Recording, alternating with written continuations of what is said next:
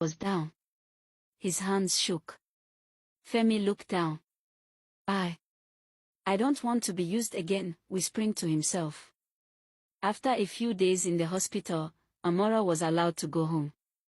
But the doctor warned Femi again. She must not stress. She must rest a lot. She must not do heavy house chores. If she does, the baby will be at risk again. Femi nodded silently. But deep inside, he still felt afraid to trust. I will not let her control me, he told himself. One evening, Amora sat down with Femi at home. Her face looked very tired. Her hands shook as she held her cup of tea. Femi, she said softly, please. I need help. Femi looked at her, confused. What do you mean? I am too weak to clean the house, cook, and wash alone, Amora said. I am carrying your child. Please, can we get a housemaid? Just until after the baby is born. Her voice cracked with tears. Femi's heart almost softened, but then he remembered his friend's words. Earlier that day, Femi's close friend Tolu had visited. Tolu knew about Soda's betrayal. He told Femi. Bro, listen to me, women will take you for granted if you are too soft.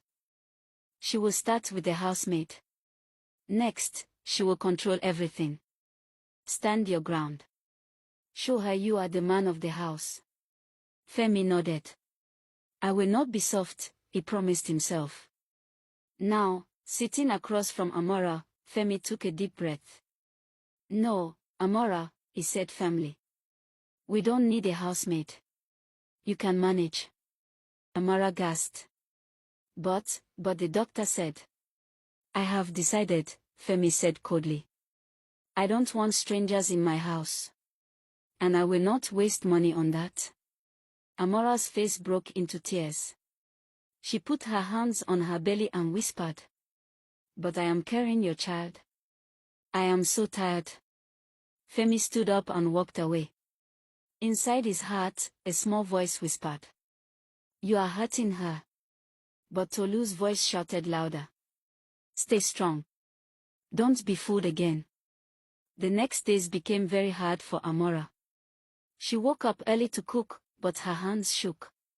She tried to wash clothes, but her back ached. She swept the house slowly, tears falling down her face. Her belly grew heavier each day. At night, she cried silently in her room. One afternoon, Amora's childhood friend Ngozi came to visit. Ngozi saw how tired and pale Amora looked. My sister.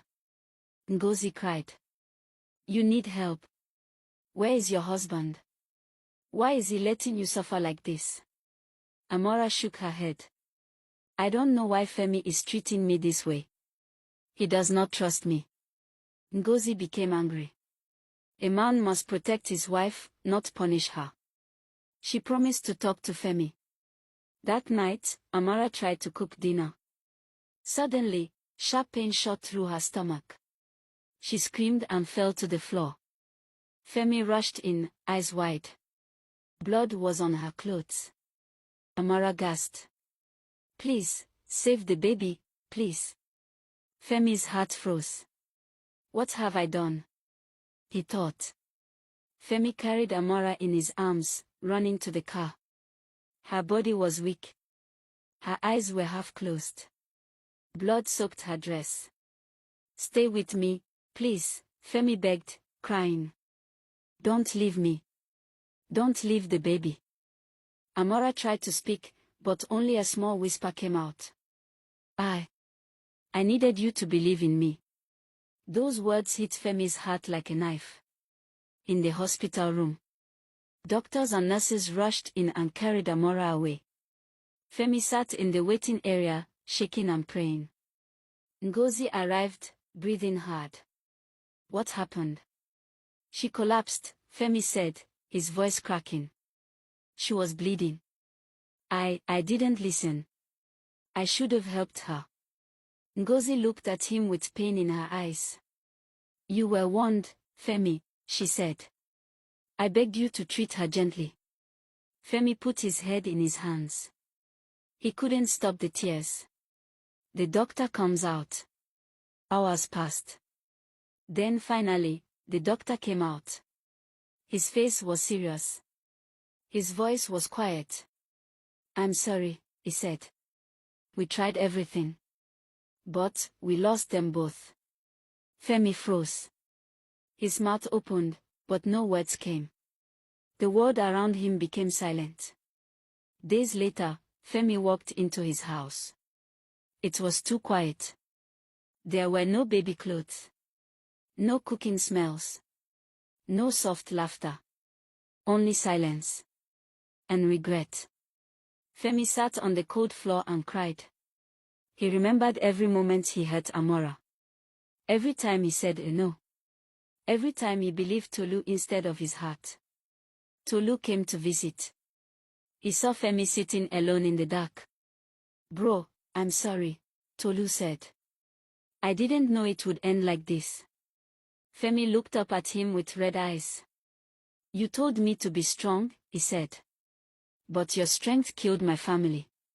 Tolu had no words. He left, and Femi never spoke to him again. Years later, Femi never married again. He stopped smiling. He gave money to hospitals and mothers in need, trying to make up for his past.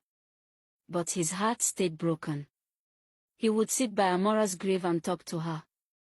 "You were the only one who truly loved me," he would say. "I was too blind to see it." And every night, before sleeping, he would whisper, "I'm sorry. I'll never forget you." The end.